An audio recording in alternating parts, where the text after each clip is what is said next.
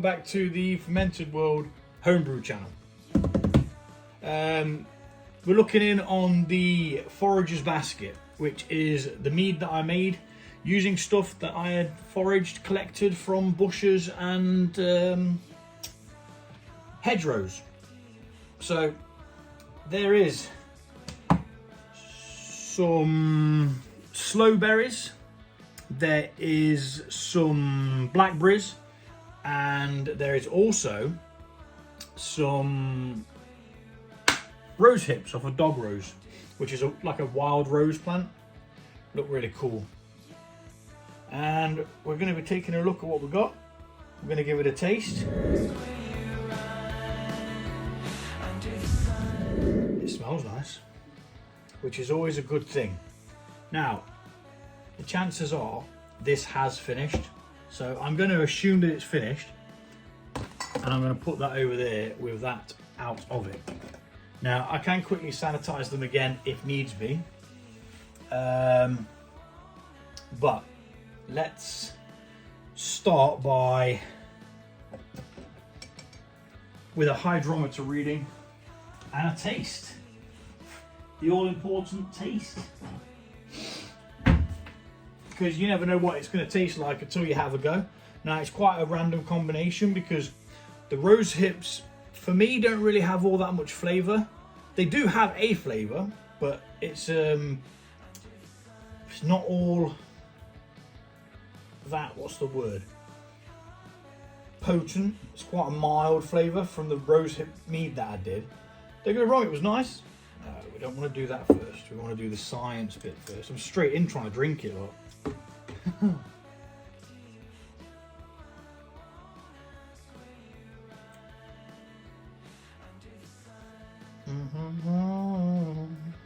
So yeah, the other thing, now the sloe berries are extremely tart, tangy, and it actually feels like they're removing moisture from your mouth.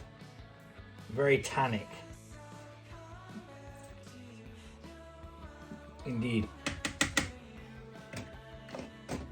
I mean, it's got a nice colour, like a kind of like a rosé wine or something. So let's have a little taste. No, I need to put more in there now because I've just tipped it out without actually reading what it was.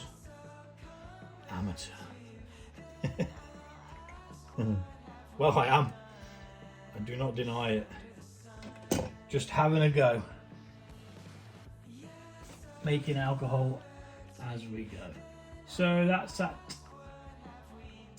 0.994, and it was started at 1.110. So we'll quickly make a little note of that, and we'll figure it out what it is. It is at one. It was at 1, but the pen would work.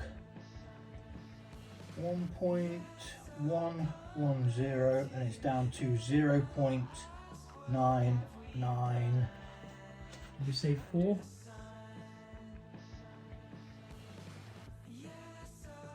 Yep. Cokey. Now, let's have a taste.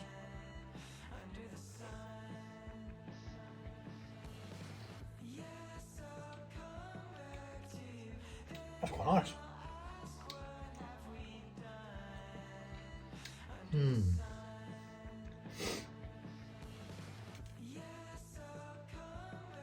Now the problem I might have is getting more rose hips to add to it in secondary.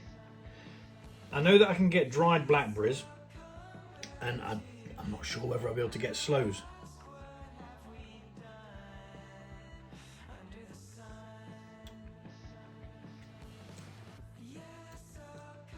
It's not bad. So it's nice dry. Not really a big fan of dry meads, so I'm going to add some honey to it. Even if it does kind of mask the flavours of what's going on in there, I don't really mind. And what we're going to do is we're going to siphon it out using a mesh bag, which is going to stop all of the bits coming through, and that is really nice.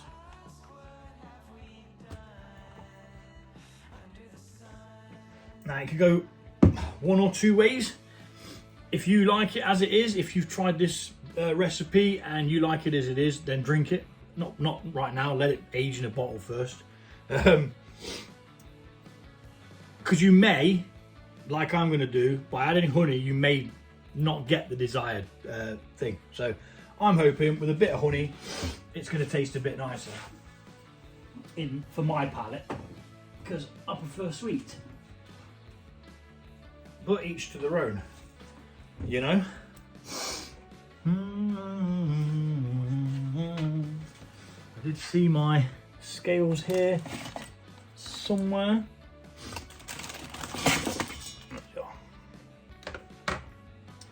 So this weighs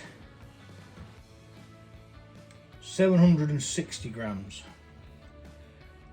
So that's 720. So the pot itself weighs 40.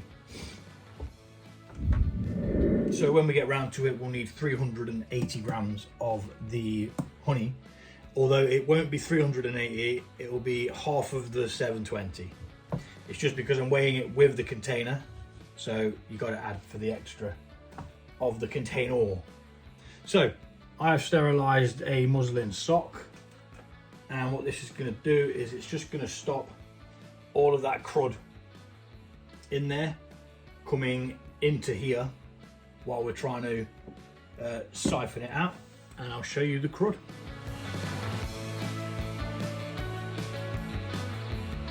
As you can see, we don't want to be bringing that into the secondary vessel, which is going to be into this demijohn. Hopefully we haven't brewed too much, and hopefully it's going to fit in there nicely, but we're going to find out one way or another, aren't we, as we start to siphon it off. Using the sock just leaves all that crap behind, which we don't really want, and I've got ahead of myself, and what I wanted to do was add the stoppers first. So I'm going to do that right now, because then it sort of mixes as it goes in.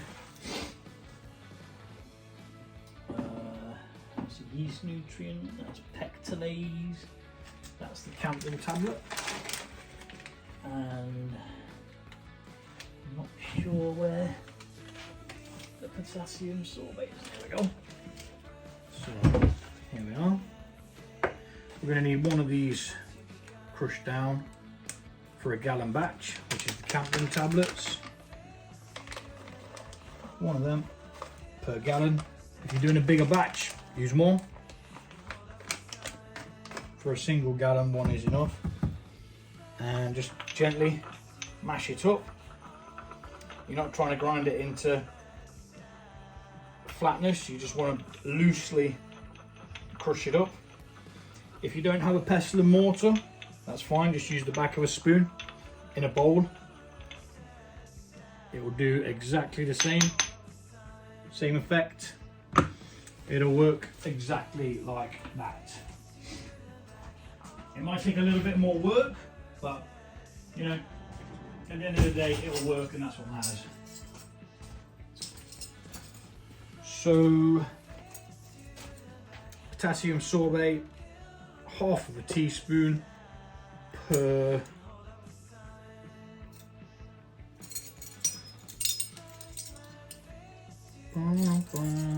gallon.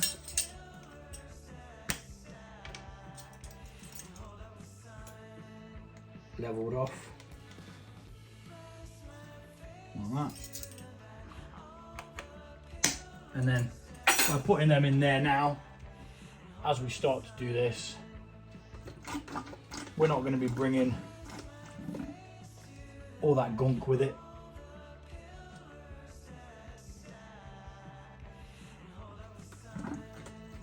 Start it off again. and then gravity will do its job. As I say, that'll be mixing in now at the same time. So I'm going to speed this up and we'll be back in a minute.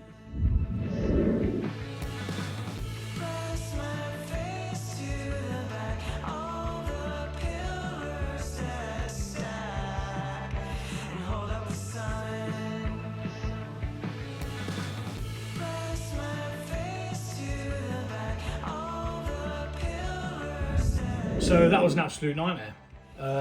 We pulled through a load of the yeast, quite a few, well I say quite a few, little bits of the pips and seeds and stuff like that from the rose hips and possibly some of the blackcurrant ones. But we got as much of the beverage as we possibly could. We've lost some to the fruits, which you always do anyway, I was expecting that. But hopefully, once we put the honey in, it'll top it back up to around the 4.5 litre mark, which is where we want to be at. So at this point now, what I am going to do is I am going to empty this into there and pop that in there. I'm going to make sure that that flows into there.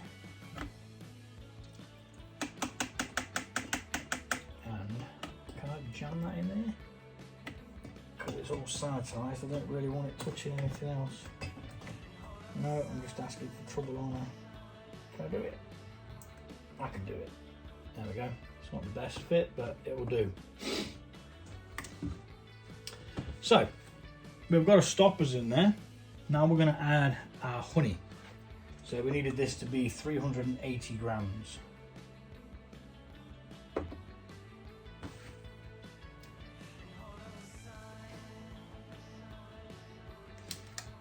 So we're going to put it in until it says on the scales 380. Always lick your lids because honey is good. This is just the normal honey that I use, Hilltop Blossom honey.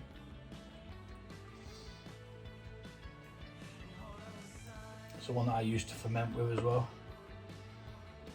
460, so a little bit more. Ooh, that was quite a lot more. I need 380. 351, so there you go. That's that. Gone a little bit over, but it doesn't matter. What we're going to do now is we're going to mix all that in. Well, we would if I knew where my drill was.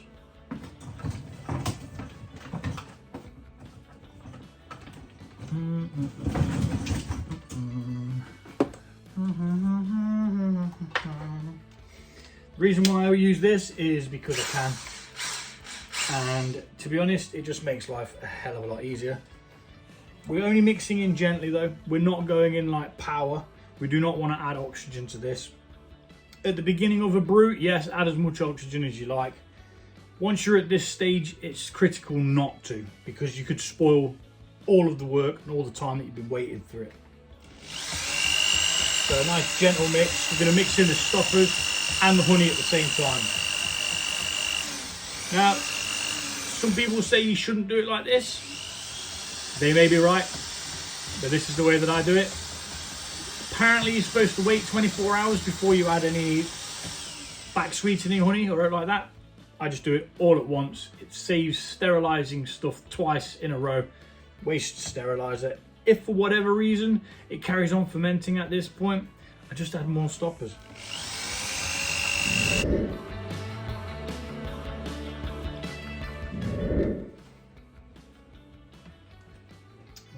Quick look, see whether we've got all the honey.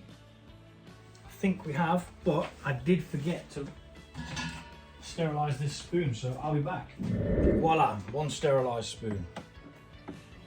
Always keep sterilizing water handy. I normally keep some in the sink, but the one in the sink had been tipped out, so the stuff that I was using to wash bottles with earlier on from another mead that I bottled, which didn't turn out all that great, to be fair. I was a bit disappointed. It actually tasted better before it went into secondary, which was the nettle mead. So yeah, we kind of lost any of the flavour.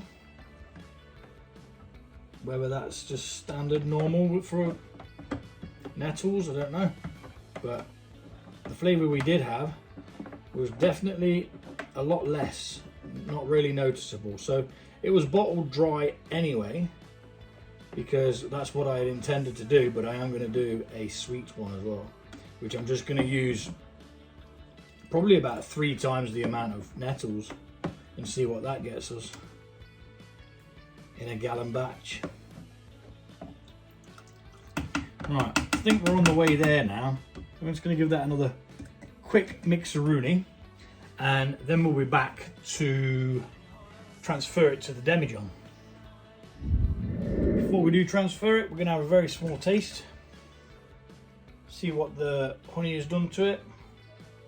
Obviously we just put the fresh stoppers in there, so we don't want to drink too much.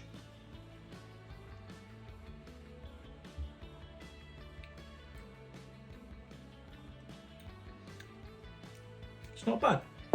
It's still got quite a lot of its tartness, which is probably thanks to the sloe berries. But yeah, it's pretty good. It's pretty good. So now we're going to transfer it into sterilised demijohn, and it's going to sit there for about 2 weeks or until it clears. Once it's clear, we'll come back, give it another look, open it up. In fact, I needed to take a hydrometer reading actually. It's the only way to know whether it's carried on fermenting or not when we check it next.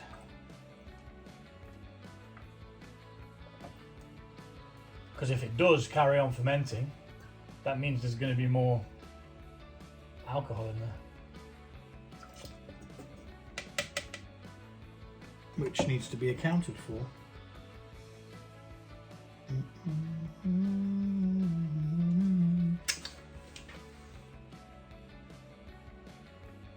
24.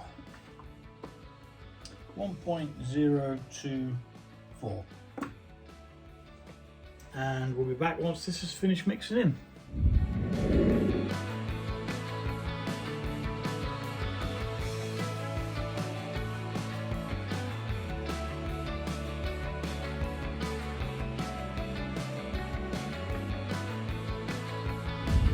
Okay, so that's it transferred. We've got the honey in, we've got the stoppers in.